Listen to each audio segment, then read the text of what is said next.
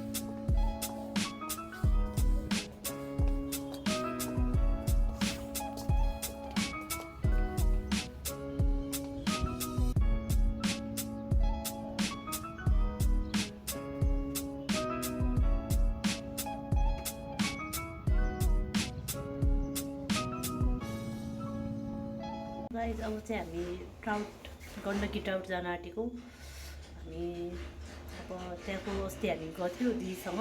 त्यहाँ हामी 5जना भनेपछि एकदम मिठो थियो कि, अनि त्यसैले फेरि अब जान आँटेको हामी चाहिँ।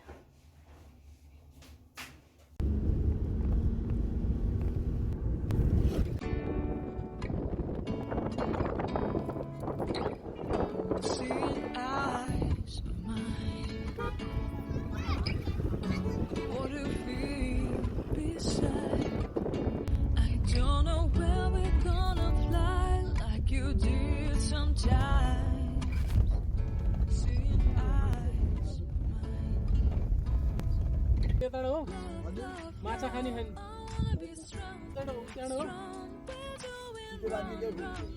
त्यो चोकबाटै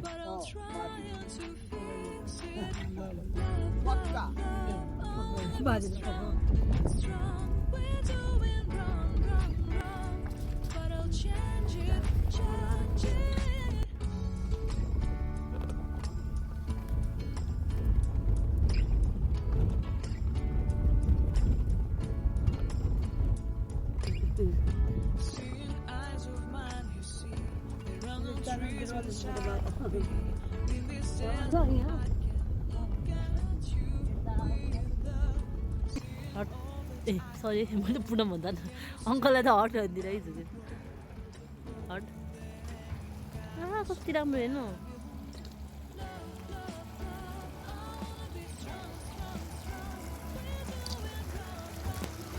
वाउ माछा।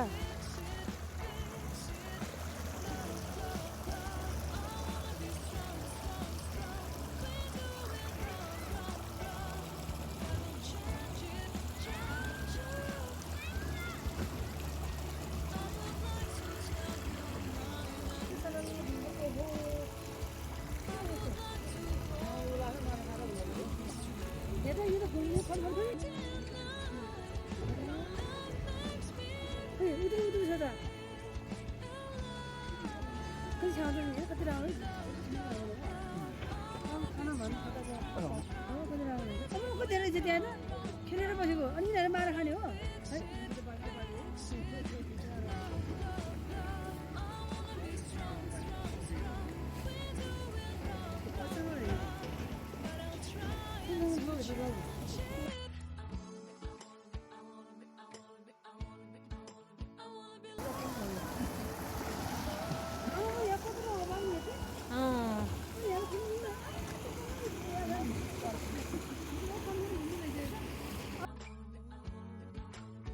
वाउ सही रहेछ है यो त।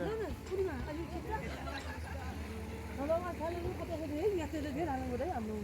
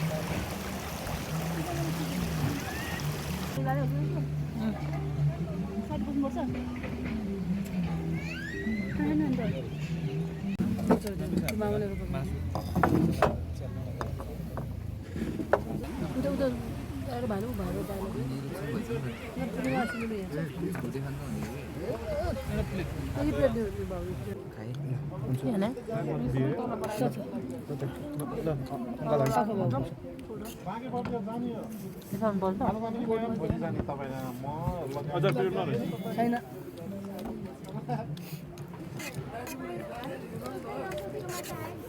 माछा खाऊ न माछा खान्छ भाइ ग्रिन चिल्ली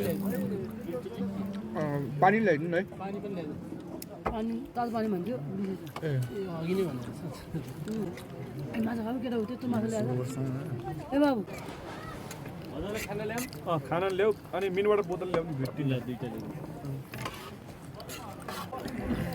बुझी टाउ खानु नि टाउ मजाले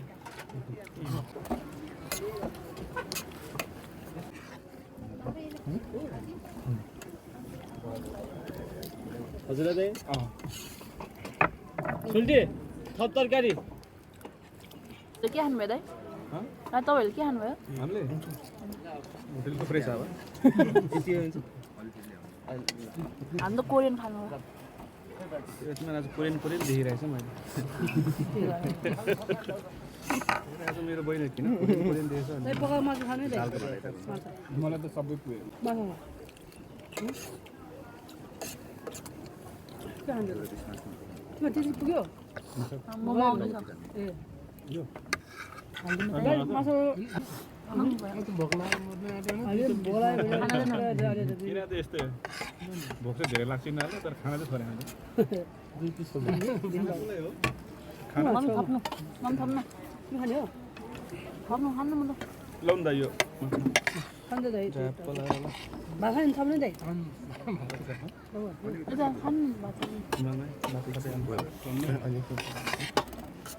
हिमालय नै खानु न दाइ भात थप्नु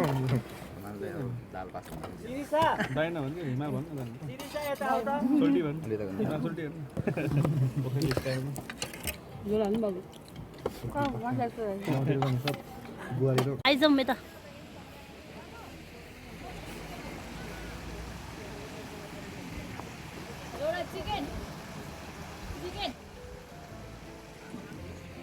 आइज पुनः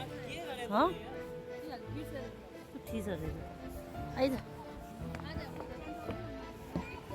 आइज किन सक्ने दोजना परेन पुरै आइज